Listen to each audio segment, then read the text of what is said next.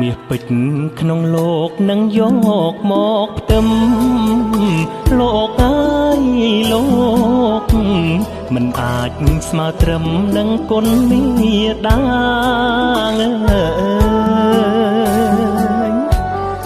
លោកផ្ដល់កំណើតចិញ្ចឹមរក្សាថ្នមបុត្រគ្រប់គ្រា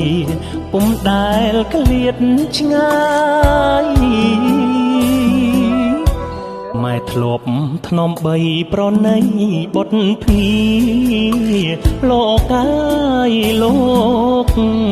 បញ្ចុកអាហារពុំដែលចិនណាយកូនធំពេញវ័យក្នុងដៃអ្នកម្ដា